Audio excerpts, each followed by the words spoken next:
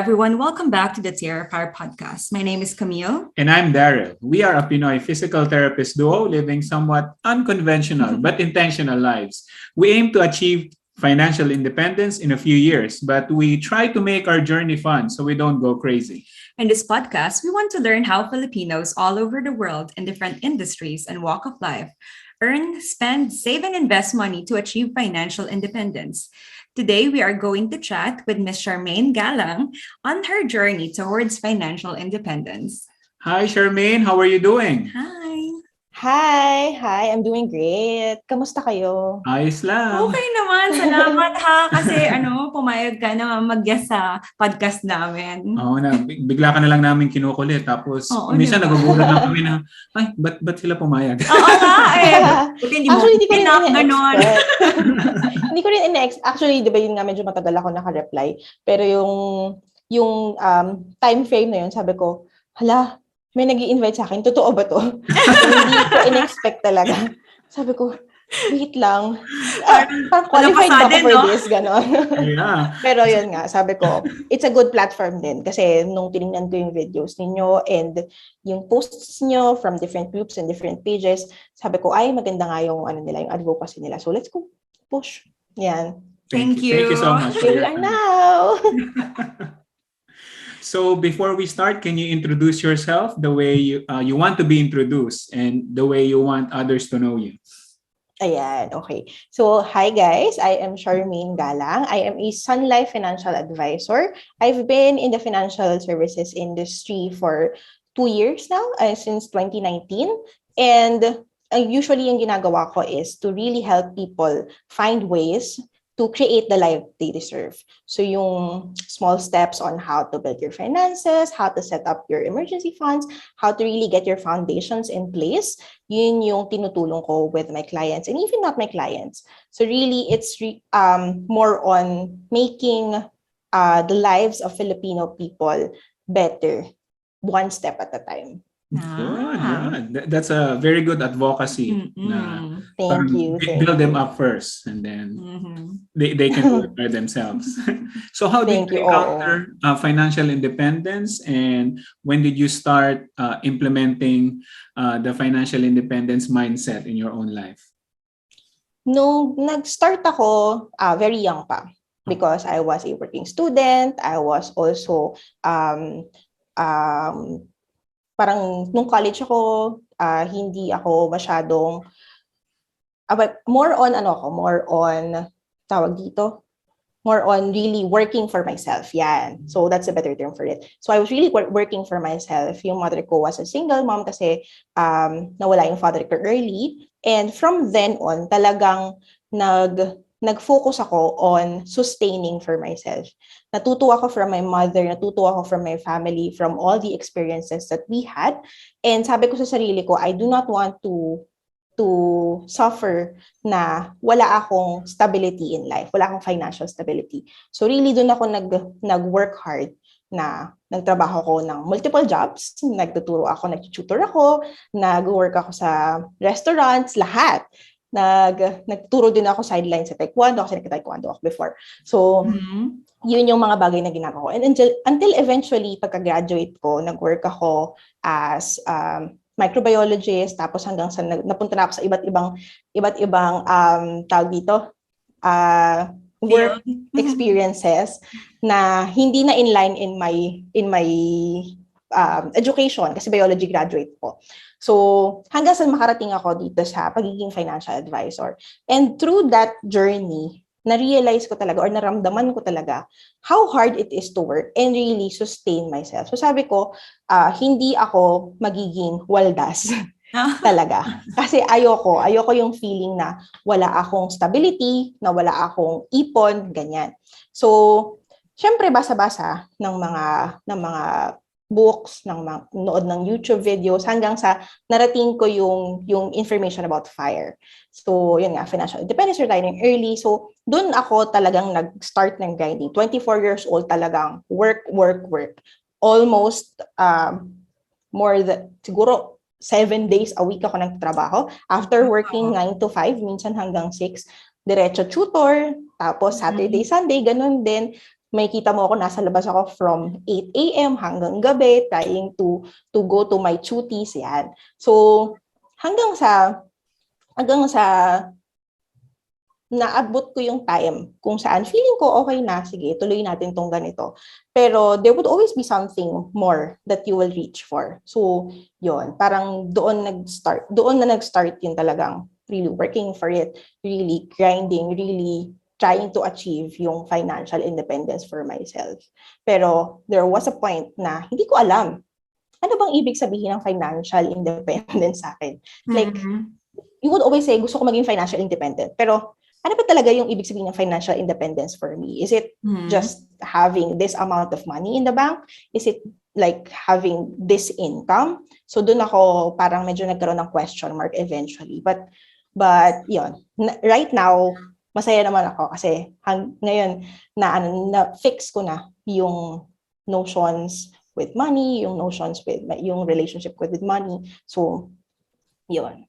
So what meaning did you come up with financial independence after you thought about it? For me, ang financial independence, it's more of really having time to do and enjoy your life. Like, kasi financial independence, pwede naman yan na kumikita ako ng 6 figures a month or meron akong ganitong amount sa bank. Pero yung mindset ko na would I be happy with that? Would I be happy na kumikita na ako ng ganito? Kasi you can always have more. You can have 6 figures. You can have this amount of money in the bank. Pero without the feeling of contentment dun sa sarili mo, dun sa ginagawa mo, and not enjoying all the things na meron ka, magiging useless siya. So for me, financial independence is not just having this amount of money in the bank or just earning this much money. It's really having this feeling of contentment na I have this, I can live with this, I don't have to worry for my life for this next amount of years, and I can sustain my lifestyle, and I can still do whatever I need to do to help other people. Yun yung financial independence for me. Like, really being able to not just enjoy the life that I have, but extend that to other people by giving information, by really educating, by hindi lang yung material things na meron kang bahay, meron kang sasakyan, meron kang ganito, meron kang ganyan. It's more of the experiences for me. Na na-enjoy ko ba yung pinaghihirapan ko? Right. And if I am enjoying the things that I have now, tsaka yung mga pinaghihirapan kong makamit, then for me, that's already financial independence. Na hindi ako chasing for something that is not there. Because if you are chasing for something that is not there, you will never be independent. You will never be free. Yeah. And kahit magkano pa yan, hindi mo mararamdaman na, yes, this is the life that I want to live. Yun. So more on experiences talaga. Yeah, I just want to say na I'm very amazed on how you did it. Parang kasi I just want to highlight what she said a while ago, yung experiences niya, yung struggles niya in life when she was younger, having just a single mom to support them and having to work a lot of jobs.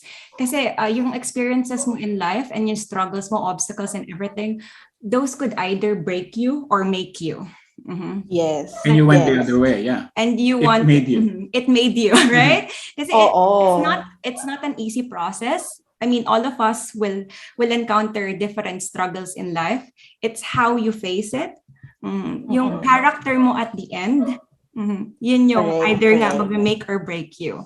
So I'm happy to hear na ganun yung nangyari sa journey mo. Mahirap kaya mag-work ng napakadaming trabaho, di ba? Yeah. Totoo. Pero you can always just complain, di ba? Why is God giving me all these struggles? Bakit I don't deserve this? I don't deserve that. But in your case, you didn't complain. You just try to work as hard as you could to help your family, to help yourself, to build your future. And I'm just very amazed. It's really commendable. I just want to commend you. Pero speaking totoo yun. Yeah, go ahead. Totoo yun na you can always just complain. But where will complaining lead you, di ba? Pag nag-complain ka kasi nang nag-complain, di ba? You are thinking of negative na, bakit ganito? Bakit ganyan? Bakit siya ganito? Bakit siya ganyan? You can always compare, you can always complain. But eventually, marirealize mo na if you are always looking at the negative things, you are attracting negative things towards you. It's true. Unlike kapag dumating yung problema, you acknowledge it, you analyze it now. Ito yung situation ko ngayon. Ano yung pwede kong gawin for me to be able to get out of this? Ano yung pwede kong gawin na alam kong kaya kong gawin or kaya kong pagpursigihan and eventually will lead me to either get over it or make me learn something more. Kasi everything that is happening to us is a learning process. You can always learn from someone. You can always learn from something. And kung titingnan mo yung mga bagay negatively, lahat ng papasok sa'yo negative. But if you are going to look at it as a learning process, you are going to learn from it. You are going to overcome it. And eventually, makikita mo yung sarili mo na, I have grown from what I have experienced. Yun talaga yung pinakamahalagang bagay when it comes to overcoming anything that has to do with this financial journey. Kasi it's not going to be easy. It's not going to be like magic na, ito na. Unless pinanganak kang mayaman, di ba? Pero, or naka ni Donald Trump. di ba? Pero eventually, di ba, lahat tayo pagdadaanan yung paghihirap. And if you do not have the right attitude to tackle yung mga obstacles natin, you're just going to really break. But if you are going to look at it on a perspective where you want to learn from it, you want to really get over it, you are going to come out of it more successful than you would ever think. Na parang, wow, kaya ko yun. Or wow, I got over that. Parang mapapump ka tuloy na, I can do this, I can do more. Yun. Maganda na ang naging perspective mo is you turn your hardships, the challenges into lessons at the end. Hindi ba siya bala na magko-complain ako sa government, magko-complain ako sa life ko. Bakit naman ganito? It's unfair. Bakit yung iba maunlad? Ba't ako kailangan ko doon panghirapan? That's really good perspective. But speaking of that, do you have any hardship or challenges na na-experience mo before that you're comfortable sharing na yung sa mga challenges na yun, nag-learn ka ng lessons? Definitely, para sa akin, siguro one of the challenges that I experienced na talagang tumatak sa akin is yung, kasi maaga akong umalis sa poder ng nanay ko. So, I was living independently since I was 24. So, yun talaga. Umalis ako ng bahay with just how much money in my bank? Parang 15,000 lang. So, nagrenta ako ng room. Tapos sabi ko, hindi, kaya ko to. Kasi I want to be able to finance myself. Gusto kong matuto kung paano ko i-handle yung pera ko. Gusto kong matuto na maging independent. So, this is one of the things that I need to do for myself. Tapos, syempre, with 15,000, what is 15,000, diba? Yeah. So, sabi ko, ngayon, looking back at it now, parang, girl, ang tapang mo. Ang tapang mo. Parang kung ako yan ngayon, hindi ko siguro iisipin na gawin yan. With all the knowledge that I have now, hindi ko iisipin na kaya kong mabuhay na 15,000, but I did. So, hindi ko nire-recommend Hindi ko nire-recommend na. Pero minsan talaga mas matapang yung younger selves natin eh. True. Mga risk takers talaga yun. Yung mga wala pang alam. Oo. Kaya ko yun. Yes, oo.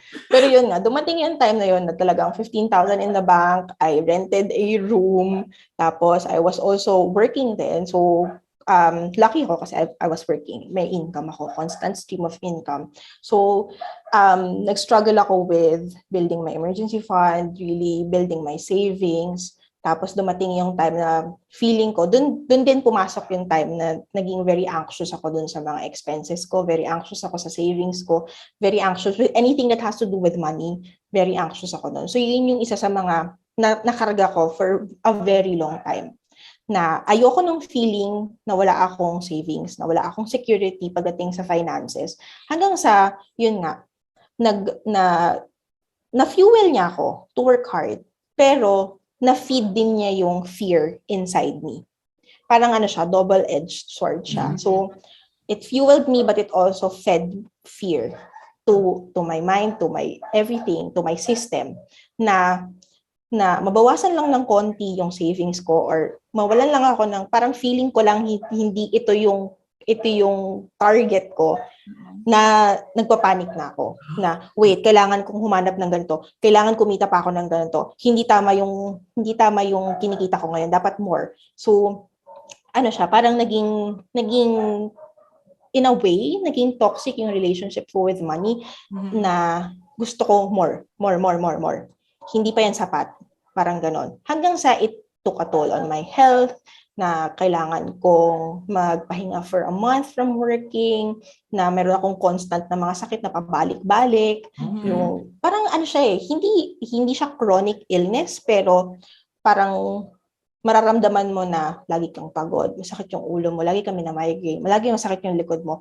Tapos, sa sobrang pagtatrabaho ko noon, lagi ako may UTI. As in, hindi kasi ako tumatayo sa mesa ko. Nag-work lang talaga ako. O kaya, talagang sa sobrang dami mong ginagawa, hindi mo na maiisip na mag-CR. Yung sinasabi nila na ihilang pahinga. Walang pahinga. Wala. Unang nalan, mag-catheter ka na, no?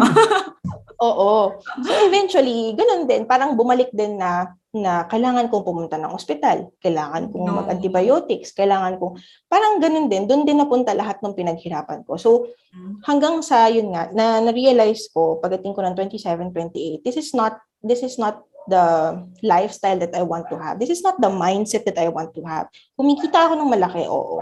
Pero am I happy? Am I enjoying everything? Do I have time for the people that matters to me? Kasi wala ka nang ibang ginawa, girl. Nagtrabaho ka na lang ng trabaho. Do you still have the time to spare to meet your friends, to enjoy a birthday, to enjoy a gathering, 'di ba?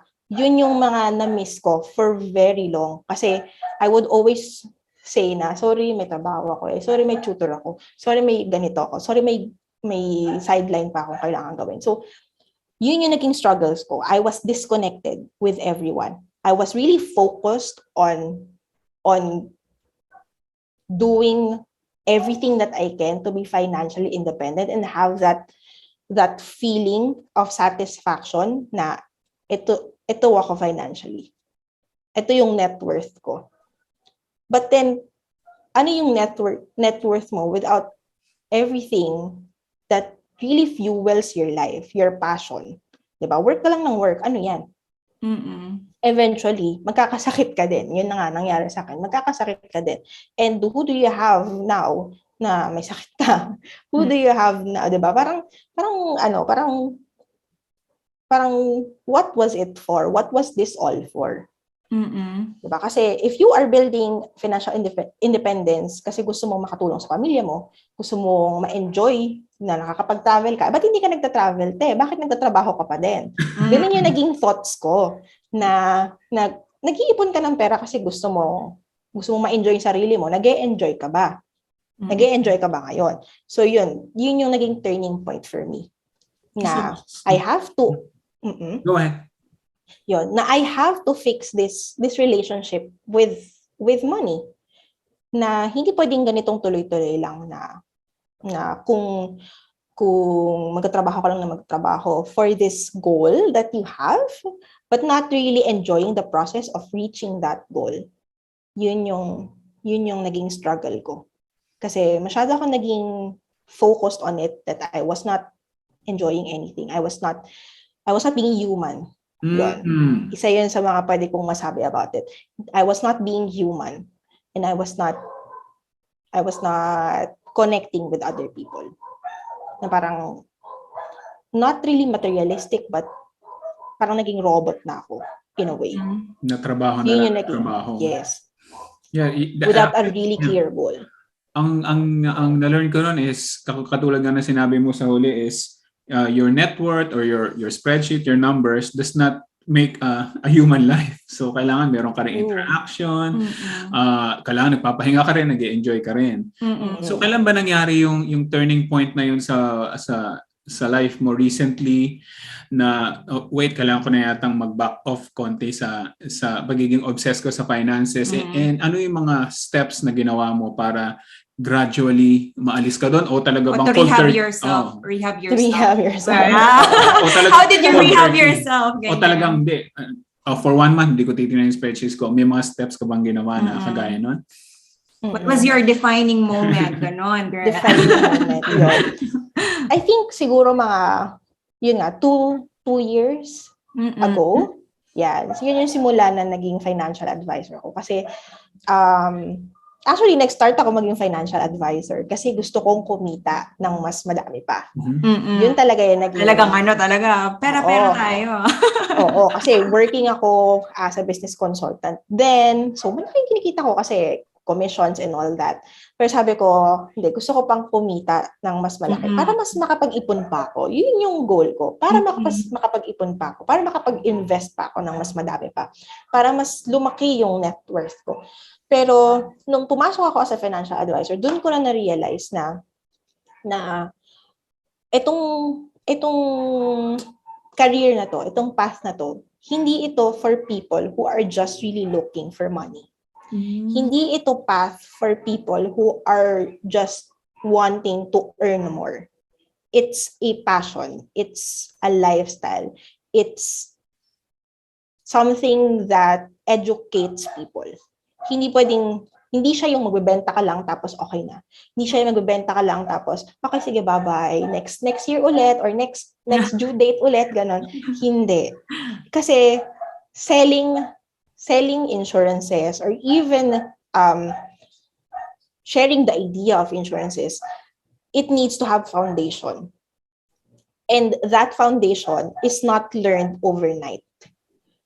So, eventually, kakailanganin mo mag-spend time with people. You need to connect with people. You need to understand their pains.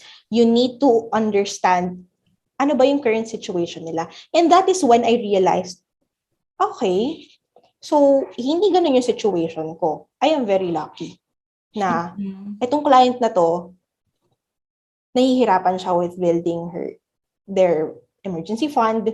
Itong client na to, sobrang liit ng kinikita niya compared to me na ganito yung kinikita ko pero I feel like I don't have enough.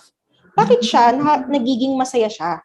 Na ito yung kinikita niya, ito yung meron siya ngayon, pero may kita mo sa kanya na masaya siya. And gusto lang niya talaga to be able to secure herself or themselves para if in case may mangyari sa kanila, protected yung family nila. Bakit ako hindi ko maramdaman yun with myself? I am earning this much. Bakit hindi ko yun maramdaman? So, doon ko talaga, yun talaga yung naging turning point na I cannot be in this industry without fixing my relationship with money. Na I have to be able to be comfortable na tanggapin na ito yung situation ko. Hindi masama yung situation ko. Hindi ako bankrupt, hindi ako baon sa utang, hindi ako whatever. So why am I feeling so miserable every time I don't hit my target or every time I don't hit the income that I want? So, I think yung nangyari sa'yo is when you enter this industry is napareflect ka sa life mo na. Oo. Kasi tingin ko kasi na-expose ka rin sa ibang tao. Sa finances na ibang tao. Oo, parang pala yung nangyayari sa kanila. Anong hinahanas ko dito? Ganun nga lang yung ano nila. Parang dati kasi you live in a bubble na basta ang finances ganito lang. Oo, you set standards for yourself, which is good. Pero kasi you didn't see other people na they're also having those struggles na ikaw, they have these dreams na ikaw, you're actually living it. Pero hindi ka masaya na nag-live ka na ng dream nila pala. Totoo. Parang may nakita akong ganyan na picture. Alam mo yung, ewan ko kung nakita mo sa Facebook, merong may picture dun sa isang side is punong-puno ng flowers. Tapos umiiyak yung girl. Ang puno-puno ng roses, umiiyak yung girl. Tapos yung sa isang side, may isang flower lang, may isang rose, pero yung girl ang saya nga, nagda-dance siya. Ang saya na niya. Oo, diba? So parang it's a matter of perspective. Yung isa lang nakikita niyang flower, but she's very happy with her life. Ikaw, napapalibutan ng napakadaming pera, napakadaming resources. Why am I feeling this way? So I think having you starting to, parang nung nag-work ka dito, parang nakita mo na, Oo nga. Nagkaroon ba ng ibang Mm. perspective? Nagkaroon ng Oo, naging parang mas connected ka with people, mas Oo. connected ka with the reality. Kasi kahit na nanggaling ako dun sa reality na ganun, na na mahirap yung buhay namin before, na kinayod namin yung pag-aaral namin. Parang yung fuel ko to earn also detached me from everything. Detached me from the reality of other people living their lives. Yung reality na hindi lahat umiikot sa finances. Hindi ka hindi naman sa hindi totoo yung hindi ka mapapasaya ng pera or you can't buy money can't buy happiness, di ba? It can. It can. Pero parang is it happiness na sustainable? Kasi you will always, yun nga, bilang mga tao, you would always be looking for something more. And if you don't have the intention to be happy with the life that you have right now and just be content with what you have, then you would always be looking for something more. Kahit maabot yung goals mo, you will just go the next step, hanggang sa hindi mo na siya na-enjoy, na naging useless na yung mga bagay-bagay. Kasi gusto mo lang nung next. Gusto mo lang ma-achieve yung next, diba? And it's good to achieve the next. Yes. But if you do not celebrate yourself while achieving all the milestones that you are achieving, yeah. We were just actually talking about that kasi parang di ba pinag-usapan natin na okay, before we like to have this, we want to have this house, and then we got the house, and then we set another goal. Tapos we're looking forward to achieve that other goal. And then once you're there already, once you have it, you will have another goal. So technically, you're like, if I get this, if I have this, then I'll be happy. Tapos you have it na. Tapos pag nandun ka na sa point na yun, akala mo magiging happy ka na, but you're setting another goal for yourself. Correct. Parang wala na. It's a constant struggle for you to achieve that happiness. But tama ka. If you are trying to be happy at this moment with whatever's given to you, mas magiging okay yung mo. Parang enjoy mo yung na-achieve mo ngayon, celebrate, as you said, and siguro dapat ang i-add ko lang is nagkaroon ka rin siguro ng concept of enough. From other people. Yeah. Kaya parang I should put a break on this. I can have other goals, but hindi ko naman kailangan bubugin yung sarili ko. I have to live a human life. Hindi naman ako robot na work from 8 to 8 all day. So in a way, while you're helping other people, they're helping you too. Diba? Yes, correct. That's why I'm very happy rin na may kumontak sa akin from Sun Life. Na I never saw myself to be selling insurance talaga. Kasi I graduated biology. I was supposed to work as a microbiologist, but then I became a marketing specialist, I became sales, hanggang sa nag-open yung door to become a financial advisor because I have background in sales. So, hindi ko siya naisip. But it came to me at a time where I most needed it. Hindi ko alam that I needed it, but it came to me when I needed it. And it made me realize so much na I could still be having a toxic relationship with money now, but I don't. Well, I'm working on it, but hindi, diba? To be true, I'm working on it. Pero hindi na siya like, hindi na ako binubugbog ng anxiety about not having enough, about wanting to get the next big thing, about wanting to have this much, buy this thing. Parang eventually I will afford it. But yung process of me achieving it is more of parang yun na yung reward for me. Na pinagdaanan ko tong mga to, natututunan ko to along the way, yung pagkakaroon ng sariling bahay, pagkakaroon ng panibagong kotse, pagkakaroon ng ganitong amount sa portfolio ko, it's the additional reward for me. Kasi parang you are more on na lang, ganyan. Yes. Parang enjoy mo ngayon yung pinagdadaanan mo. Kung ano man yung dumating as a result from it, kasi it will eventually come, kasi you are working hard on it. But when it comes, you are happier. Hindi ka, I'll be happy when. I'll be happy when I have this house. I'll be happy when I have another car. Right. I'll be happy when I have this much on my portfolio. I am happy now, but when it comes, I'll be happier.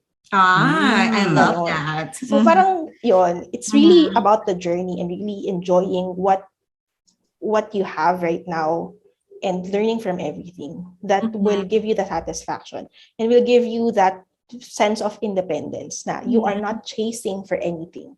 You're not wanting to have more because you are enough. Yan. You are enough. Pwede. Na I'm sorry. No, go Sige, on. go lang. No, go. No, it's okay. Tapos na yun. Tingin mo, ano yung financial literacy level ng mga Pilipino? And how important is it to be financially savvy? Is it just for the rich? Sa mga artista? Tingin mo, dyan sa Pilipinas? I think right now, nag-i-improve na yung level of being financially savvy ng mga Pilipino. Kasi there are so many opportunities that came to the Philippines. Alam ko nagkaroon ng COVID, nagkaroon ng pandemya, and there are so many people who lost their jobs. But since very, very resilient yung mga Pilipino, we found ways to be able to sustain and have income for ourselves. Ayan yung mga freelancers. They are thriving right now. Diba? Hindi na sila nakadepende sa being employed with a company that would most likely be taking advantage of their knowledge and their skills. But now they are enjoying yung capacity to have their own free time. But most of them don't do it. Diba? Kasi we are focused on achieving more.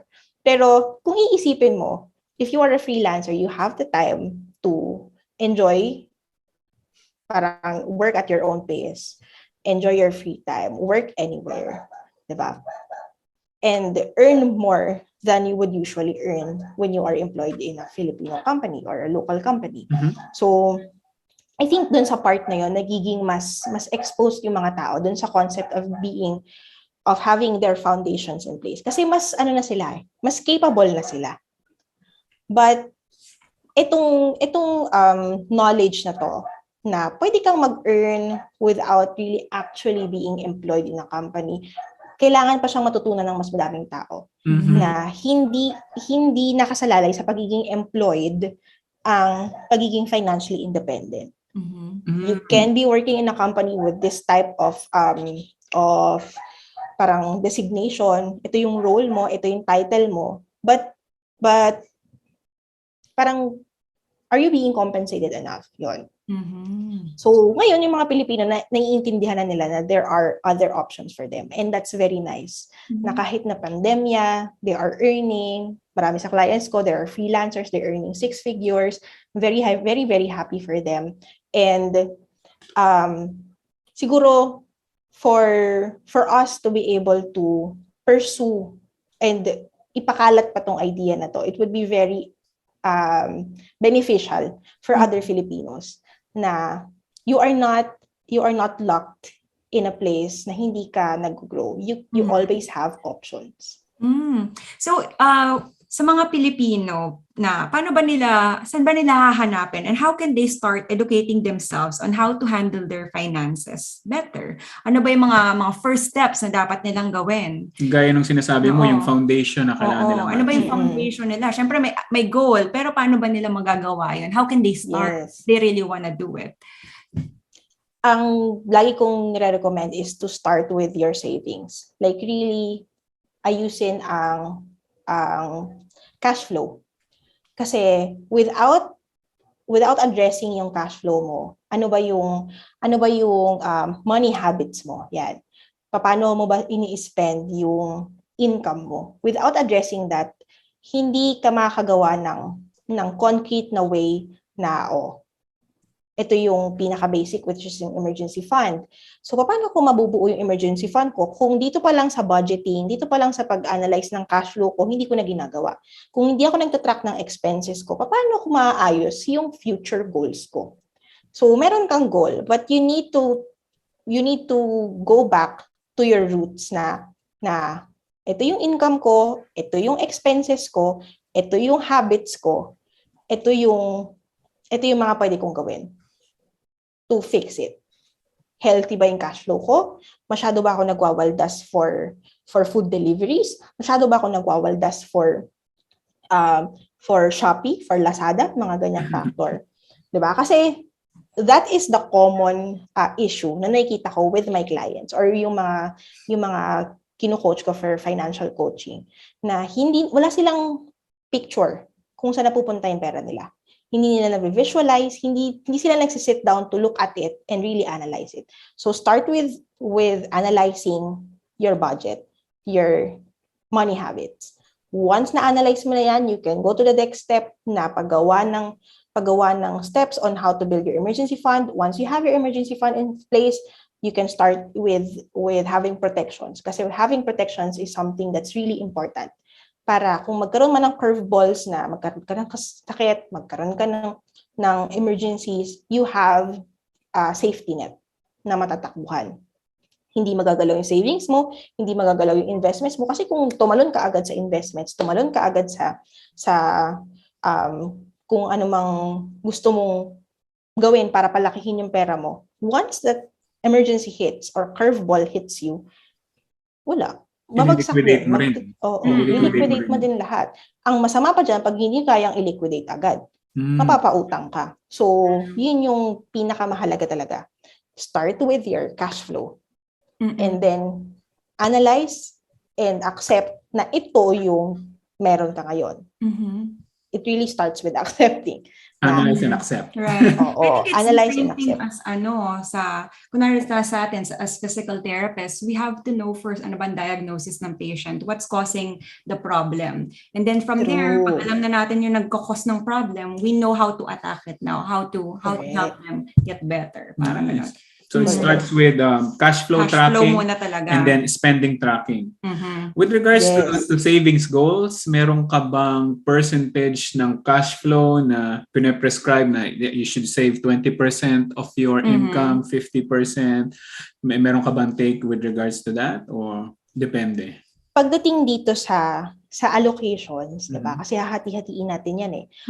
It really depends on what type of lifestyle you have right now. It really boils down to analyzing your cash flow. Pwedeng sa akin, it works na 50% for my expenses, 30% for my savings, and then the rest goes to my wants. Kasi yun yung lifestyle ko. Wala akong utang. Wala akong kahit anong kailangang obligations na bayaran. I'm living for myself. Diba? Pero kung pamilyadong tao, may anak, tapos may mga utang na binabayaran, it would really differ. So, yung usual na ginagawa ko with my clients and my mga mini-mentor ko for financial coaching, ito talaga yung tinignan namin. Like, isa-isahin natin, ano ba yung mga binabayaran mo? May mga utang ka ba? Ano yung priorities mo? So, from there, doon tayo magagawa ng allocations. Kung priority mo magbayad ng utang, then gagawin natin yung plan in such a way na naka-prioritize talaga yung pagbabayad ng utang.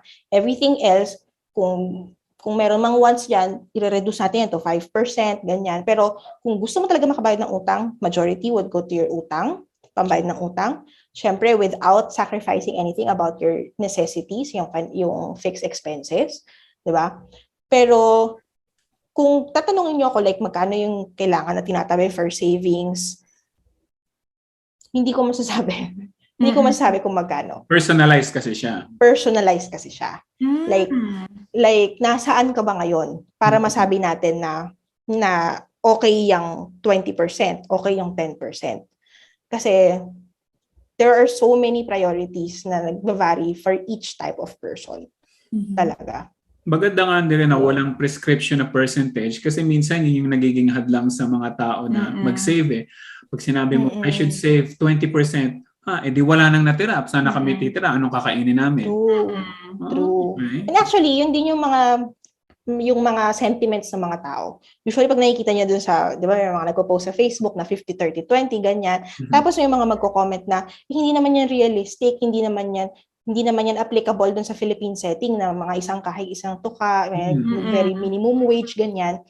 So, yun nga, hindi mo siya pwedeng i-dictate na dapat 30%, dapat 20%. Hindi. Kasi personalized siya. And for a plan to be effective and sustainable, kailangan naka-customize siya dun sa lifestyle ng client mo or dun sa kausap mo. Kasi iba-iba yung circumstances natin.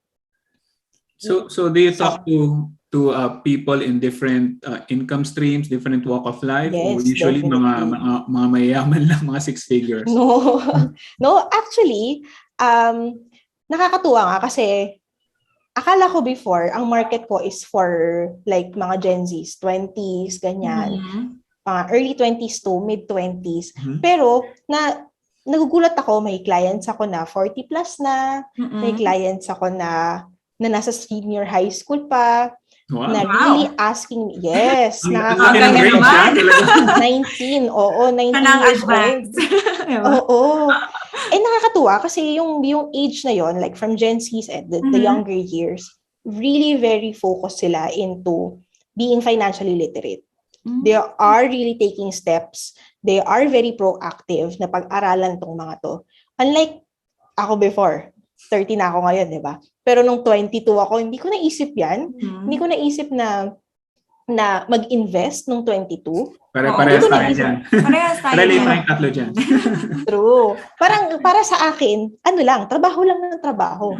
Na kailangan maging manager ako, kailangan maging ganito ako, para maging masabi ko na financially independent ako, dapat ito yung status ko. Ito yung position ko.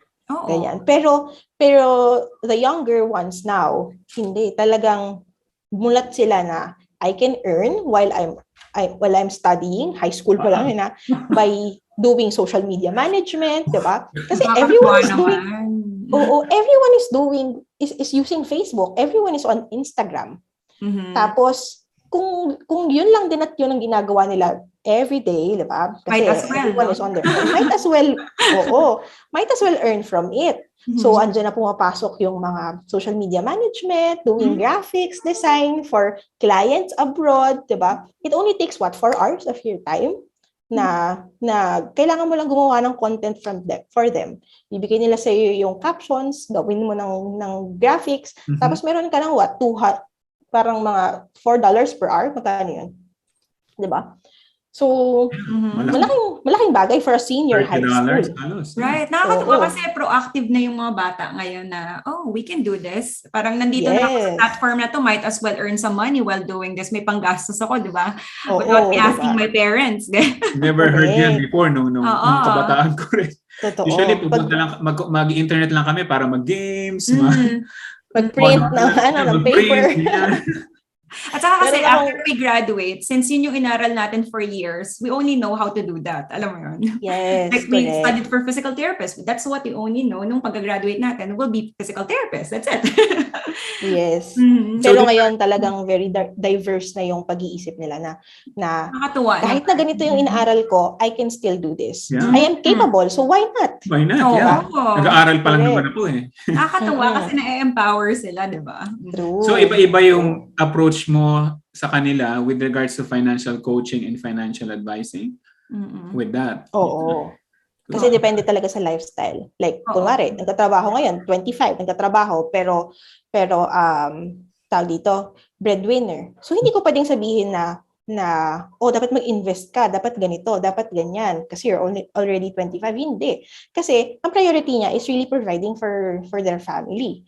So, kung yun yung priority, then we stick to your priority. And we also make sure that you are protected kasi breadwinner ka. So, ganun, siya talagang tailor-fit yung plan. Hindi pwedeng, kasi kay ganito gumana, so sa'yo ganyan din. 25 years old din siya so tapos ganyan din yung trabaho niya. So, ikaw din. Hindi pwede. Kasi there are so many things that vary na kailangan i-take into consideration. So, dun sa marami akong nakikita na parang nafe-feel bad sila, nafe-feel left out sila, or feeling nila na nami-miss out sila, or they're not achieving what they should be achieving kasi kino-compare nila yung sarili nila na yung other 25-year-olds like me, ganito na yung ginagawa nila, ganito na yung income nila, pero ako hindi pa. So, parang dun nagsa-start yung anxiety. Dun nagsa-start yung feeling ko, I'm not achieving enough, I'm not doing enough, I'm not earning enough. Pero kung titingnan mo yung situation mo versus yung situation niya, wala siyang sinusuportahan. Ikaw, sinusuportahan mo yung parents mo, mga kapatid mo, di ba? So, it really, really needs to be very tailor-fit. And yun nga, we don't need to compare ourselves with other people. Kahit anong edad, kahit anong stage in life, we don't need to compare ourselves. Kasi our journeys are unique. Di ba? Yung buhay niya ay hindi buhay mo. You are your own person. So, you have your own goals. Meron siyang sarili niyang goals. Just stick to what you want to happen to your life. Focus on yourself. Don't focus on other people because that's their lives. Pero nakakatuwa na malaman kasi personally, ang iniisip ko before, yung mga nagtitinda ng Sun Life, mga insurance, parang, naku, nagkokota lang yan. Gusto na lang nila kumota, kokota. Alam mo yun, parang ano ba, open-minded ka ba? Tapos bibigyan mo lang ng bibigyan ng pera, parang bibilugin lang ako niya. Pero it's so nice to find out na, it's so nice to know na there's people like Charmayne na they really want to know how your situation is financially and your situation in life too. Kasi from there, na-assess niya yung life niya mo, hindi lang, ito na yung pera ko. Hindi lang pera. Inaano niya, ano bang nangyayari sa buhay mo ngayon? And then from there, dun siya magbi-build ng treatment plan ba for you sa finance? Yes. Gusto ko yung term na treatment plan. Oo, kasi alam mo naman. Kasi dyan din naging important na meron kang financial coach or advisor. Kasi parang, they hold your hand o kaya tinatapi ka nila na wait, wag ka naman masyadong anxious or worried in your life. You're enough and this is what we need to do. Speaking of that, meron bang mga myths regarding financial advising, coaching or insurance as a general na iniisip tayo na you can debunk or explain about? Actually, maraming negative connotations pagdating sa insurances and sa mga financial advisors. Number one is, yun nga, marami kasing na-scam daw ng insurances na feeling nila wala silang nakita or wala silang napala from it. Meron naman talagang mga instances sa ganun. Hindi natin yun papabulaanan, hindi natin sasabihin na those are not true. Kasi there are instances where napapasok talaga ng scam yung insurance industry. Kasi malaking pera ang nasa insurance industry. Isipin mo, client mo magbabayad sa'yo ng quarterly, annual, semi-annual, ng tuloy-tuloy, just to make sure that they have this security net eventually na pwede mo itakbo anytime. Totoo yun. There are companies that closed down na tinakbo lang talaga yung mga pera ng mga clients nila. But the thing about this is, importante kasi na nagre-research tayo tungkol dun sa pinapasok natin.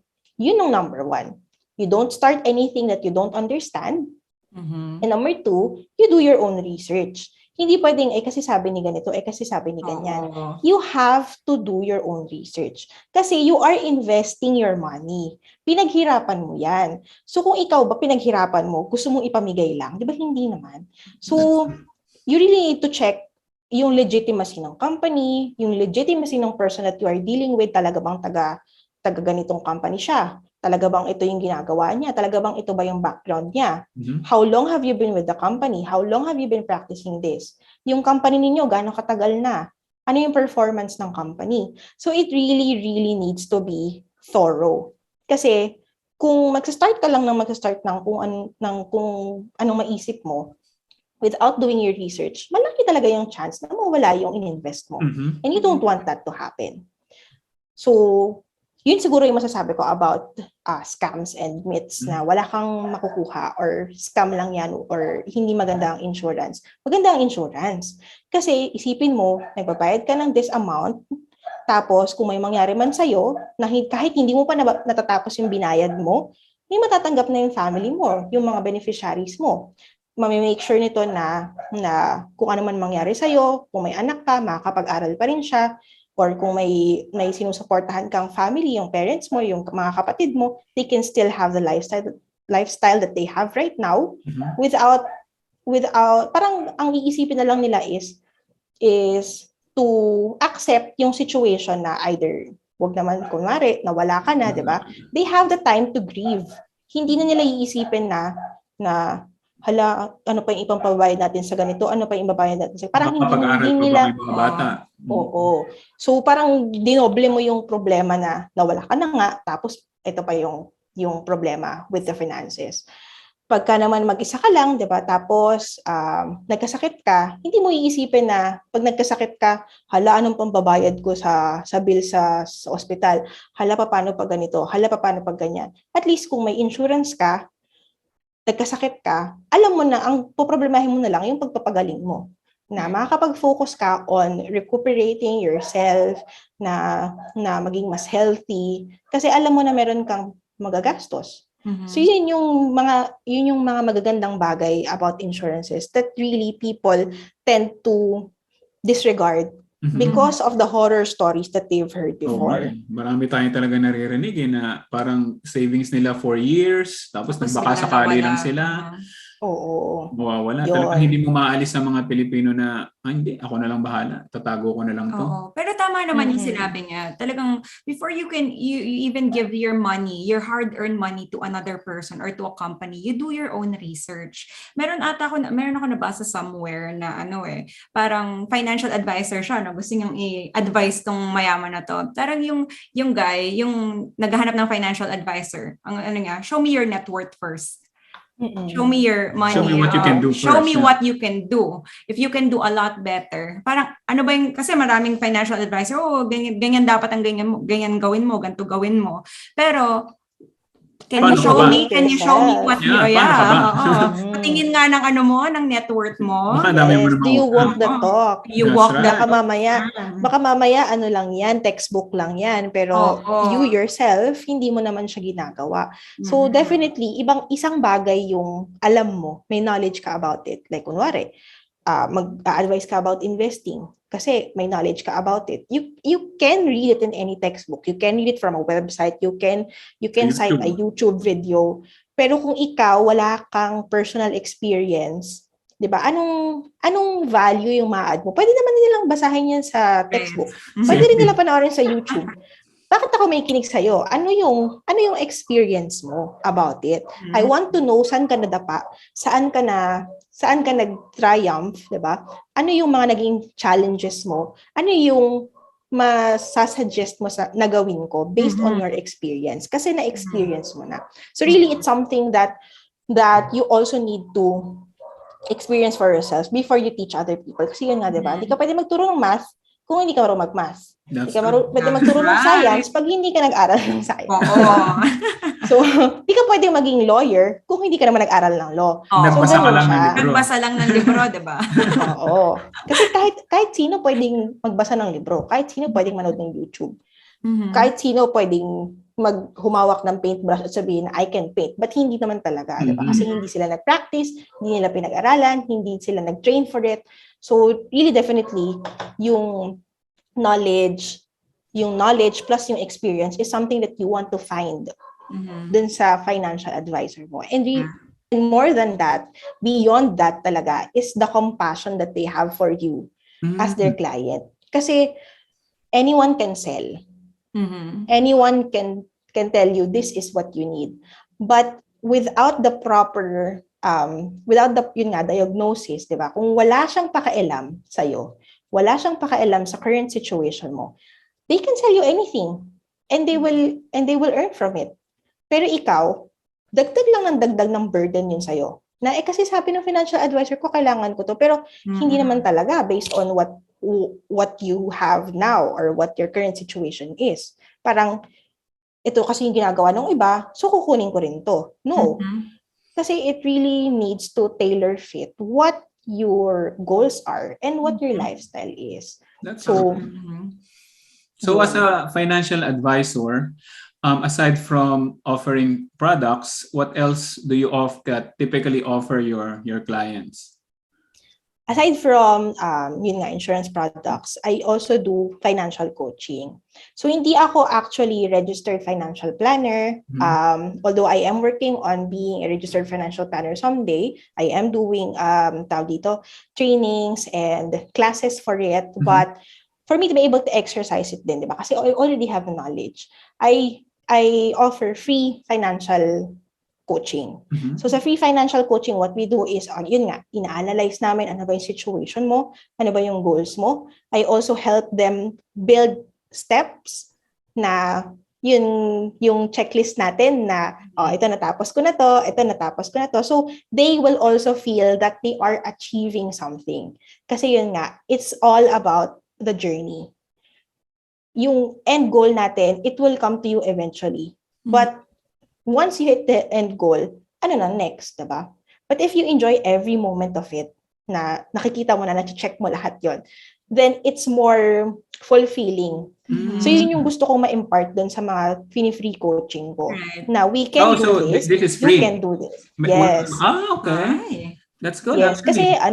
kasi I have the knowledge, why not share it, diba? Kasi ang goal ko naman really is to help Filipino people improve their quality of life. So kung ito ay isang bagay that can help improve anyone's quality of life, diba? Why not share it? Parang ano ba yung i-share mo sa kanila yung mga paraan kung paano sila makakapagtipid more or paano nila ma-fix yung budgeting nila more, 'di ba? Kung as simple as giving out a template, 'di ba, for dun sa income natin, yan, ganyan. Why not give it for free, 'di ba? Kasi eventually kung naging okay na yung Pilipinas, 'di ba? Kasi it's a big shot. Yes. Right. pero what you can do now is like a butterfly effect, diba? Right. Parang kung gaano kaliit man yung ginagawa mo ngayon, parang mapapass on siya na ripple effect siya na ito yung ginagawa ko, it will affect other people. It will have the same, yung mindset ko would be passed on to them and they can pass it on to other people din, diba? So hanggang sa lumaki na siya ng lumaki, yung maliit na bagay na ginawa ko ngayon with the free coaching, it's very minimal for me. Anong kailangan kong gawin? Like 30 minutes, 45 minutes of talking to someone, knowing what their problems are financially, helping them understand kung nasan ba sila ngayon, helping them understand ano ba yung pain points nila, and try to fix that, make steps to fix it. Diba? 30 to 45 minutes is what? I have 24 hours a day. Right. So, nakakatulad ng pinag-usapan din natin kanina, it's so easy to help other people by giving them money. Give them $5,000, but that 5,000 pesos. Let's say 5,000 pesos. Give them 5,000. Dami, di ba? Give them the 5,000. Ano yun parang they could easily spend that quickly. I mean, madali lang. In a day, pwede na lang gamitin agad yan. Pero if you give them the knowledge on how they could grow that 5,000 pesos, pag okay nga, sabi mo, okay yung foundation nila, they're financially literate enough to grow that money, mas malaki yung nagiging impact mo sa life nila. Diba? Madali lang magbigay ng pera pero mawawala din agad yan. Pero once they have that knowledge, they can build their themselves over time. Kaya nilang tulungan yung sarili nila. Tapos eventually, makama ka naman, pay it forward, makatulong din sila sa ibang tao. Parang ang nangyayari, knowledge is parang COVID. Ipasa mo sa iba, ipapasa niya rin sa iba. I like that. Sana ganun siya. Sana ganun din kabilis. Sana yung financial literacy parang COVID. Huwag ka na mag-mass, ipasa mo na agad. Correct. Diyos ko, kahit na magyakapan pa tayo, go.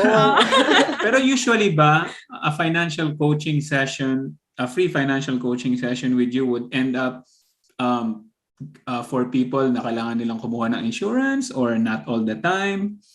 How does it go? Not all the time. Okay. Kasi most of those who approach me asking for help with the financial coaching, actually tinatanong nila, anong catch niyan? Anong ine-expect ko dito? O may ibebenta ka ba sa akin? Wala, kasi usually, pag lumapit sila sa akin, they already have their insurance. So ano pang sense, di ba? Parang it's really a matter of letting them understand na ito yung current situation mo, ito yung mga pwede mong gawin, ito yung mga pain points mo, how do you want me to help you? It's really more of like acknowledging and letting them realize. Hindi ko sasabihin sa'yo kung ano kailangan mong gawin. It's more of you realizing ano yung kailangan mong gawin. Kasi coaching is not like teaching. Teaching kasi you can spoon feed.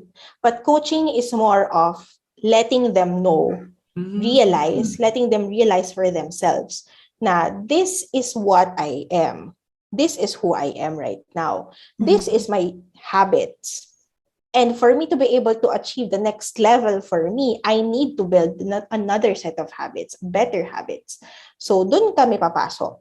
Doon papasok yung services ko na I will help you realize it, and then I will help you make steps to build better habits. Kung dumating man yung point na ma-realize mo na, oh, parang kailangan ko ng additional coverage, at kailangan ko ng ganyan, then you can always reach back to me. But for me to like umentra dyan sa session with, oh, bakit ganyan yan? Kulang pa yan. That's not you. You don't push products. It's not me. Totoo. Other people can do it, but it's not me. I don't message people randomly. Yun talaga, something that I'm very, very proud of. I don't message people randomly. I don't push products on them kasi I want them to realize for themselves. And once people realize, ito yung nakakalimutan kasi ng mga financial advisors. And this really is a factor when people feel na nasusuffocate sila with their financial advisor. Pinupush nila yung tingin nilang tama para sa client. And no one wants to be sold to, diba? They want to buy, but no one wants to be sold to. Kaya kung sabihin mo sa akin na kailangan ko yan, kailangan kong bilhin yan, I want to understand. I want to understand na ay, oo nga, kailangan ko yan, ano. Doon sila mas magiging open doon sa idea na they need it. But for you to push it to them, talagang i-spoon feed mo sa kanila na this is what you need, this is what you need. No, it's just a recipe for disaster na talagang recipe for getting blocked talaga siya. So, that is true. Ang maganda nga doon kasi you tend to prioritize giving value first to others, and then if you need more help, then I'm here. You let them come to you. Than being pushy, than being a salesperson to them. Kasi yun nga ang mantra ko is, if it's for me, it's for me. If you are someone that is meant to be my client, you will be my client. I don't need to chase you. I don't need to push products on you. But if I give you enough value, and I give you enough knowledge for you to realize on your own na this is what I need, then my work is done. Napa-realize ko sa'yo na ito yung kailangan mo. I was able to educate you, and that is my work talaga. I need to educate people na this is what financial literacy does. This is what insurance does. This is what investing does.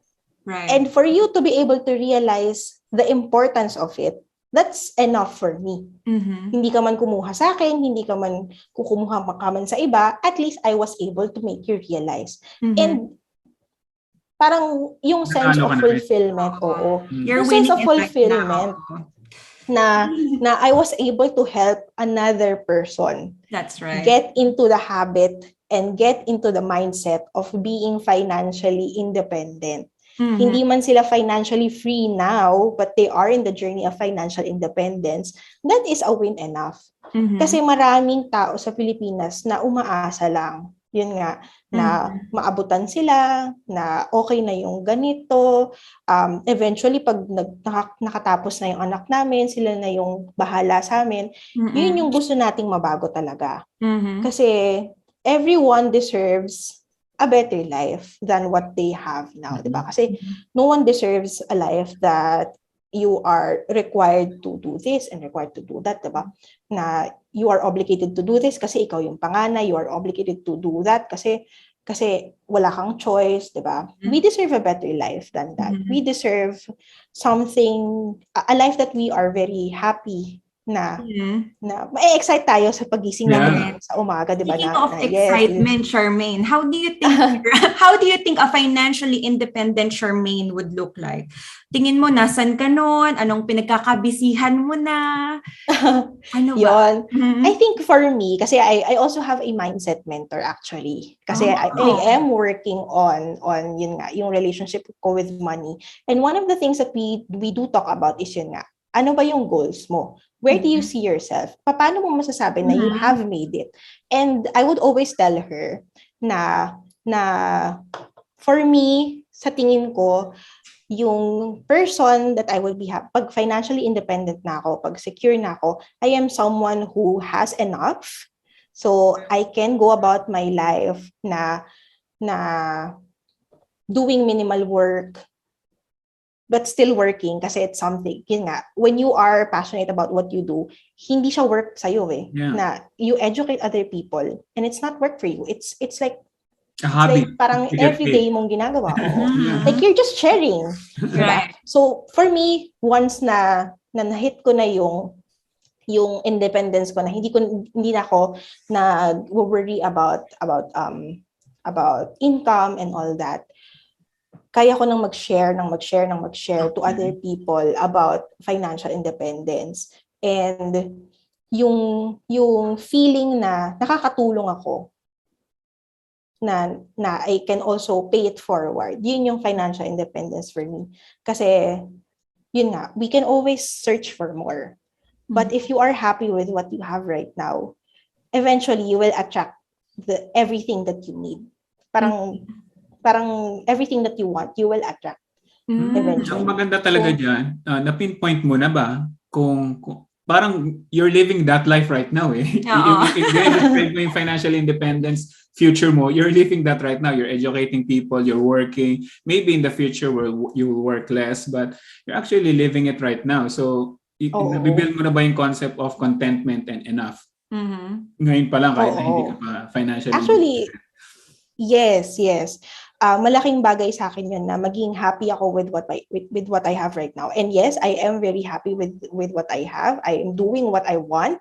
And syempre, hindi mawawala yun na gusto mo magkaroon ng bahay, gusto mo magkaroon ng ganyan. Pero once it comes, yun nga, sabi ko kanina, once it comes, I will be happier. I am happy now, but I will be happier when it comes na naging resulta ng mga pinaghihirapan ko ngayon. Like, I'm working now, and eventually, alam ko na darating yan. I don't have to chase for it. Diba? Kasi yung success is a byproduct of whatever effort you put in now.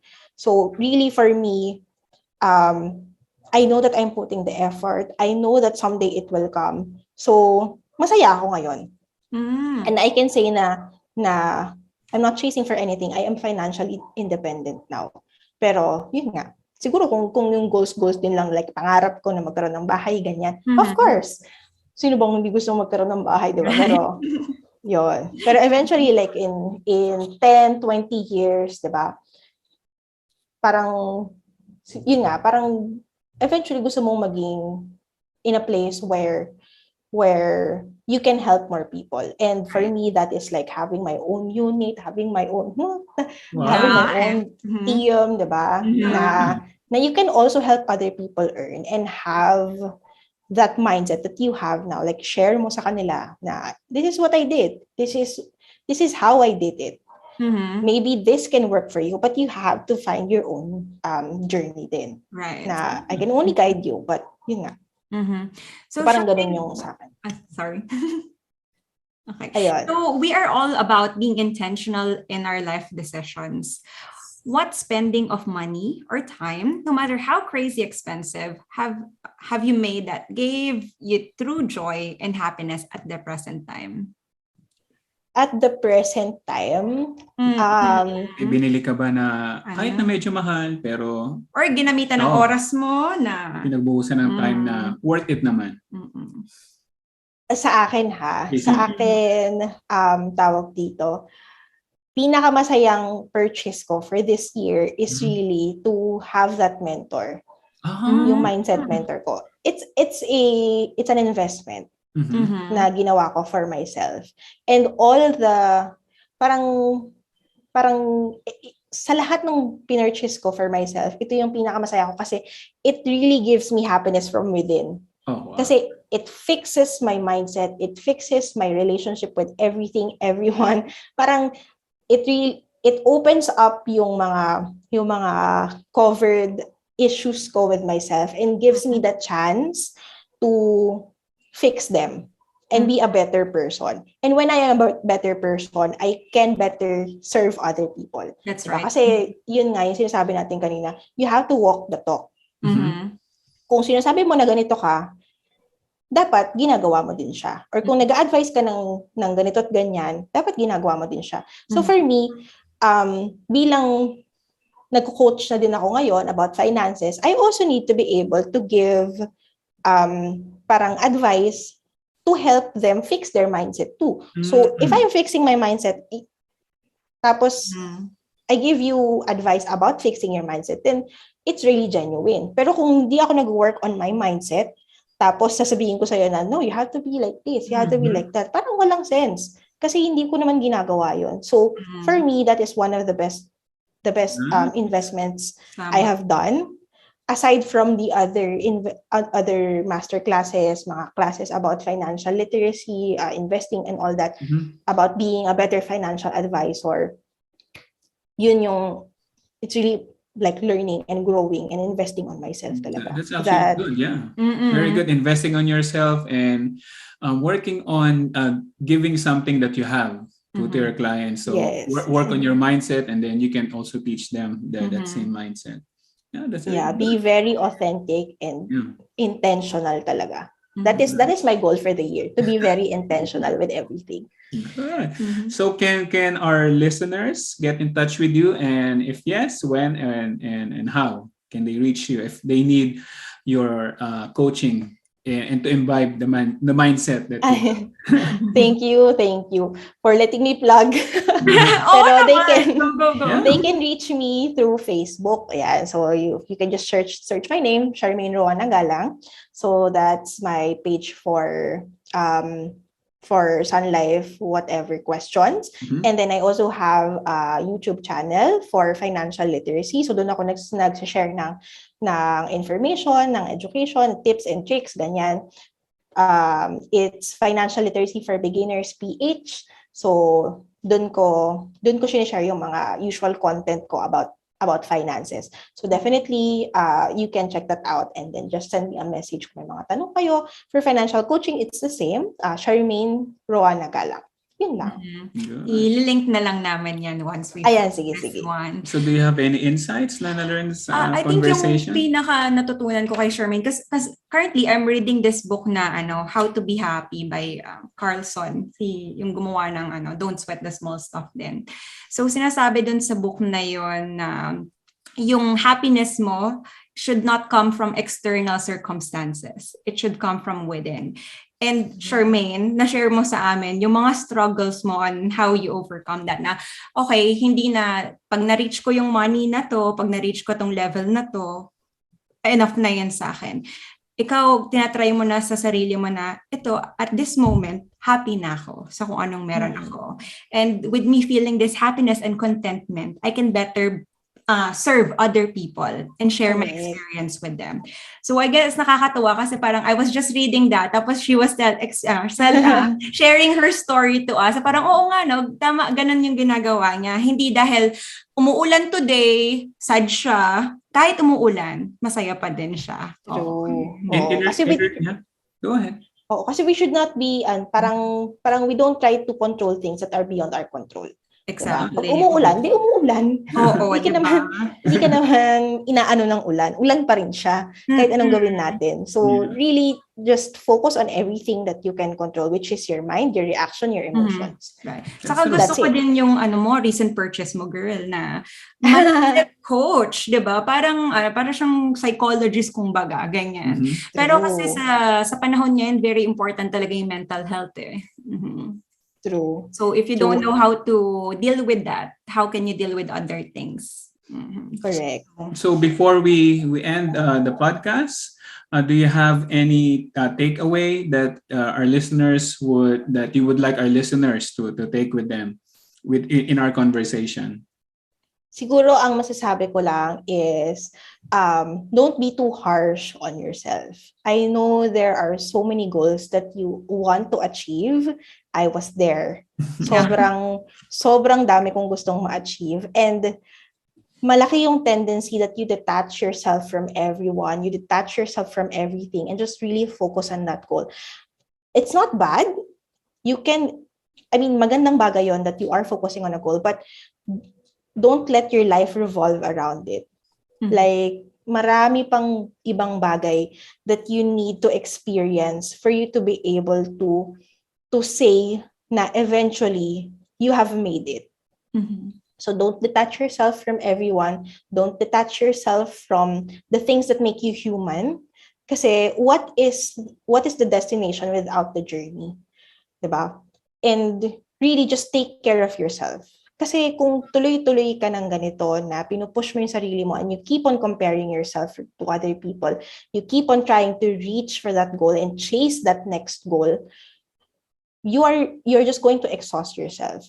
So really enjoy the process, enjoy the journey, learn from everything that you are experiencing right now. Be happy that you're experiencing hardships kasi eventually you are going to look back, and I am sure of this, you are going to look back and say na, I am happy I went through that. Right. I am a better person because of it. And we can only be a better person because of the journey that we went through if we choose to be a better person and look at it on a better perspective. Kasi there are so many things happening in the world. There are so many things that can pull you to a negative situation, negative thinking. But remember, just take control of everything that you can control. Don't mind things that are beyond your control. Mm-hmm. And anything that is in your control is just your mindset, your emotions, and your reactions. Yun lang talaga. Anything will happen as they are. Mm-hmm. You just need to fix your mindset talaga. It's everything. Very well said. Mindset is actually the key. So yeah, thank you so much for thank you for taking the time. Oo, feeling ko na na-hire natin siya as financial coach natin. Saka mindset coach din natin. Thank you so much for your time and sharing all your knowledge with us and experiences. We really appreciate it. Thank you so much for having me. Thank you. Bye-bye. Bye. Good night.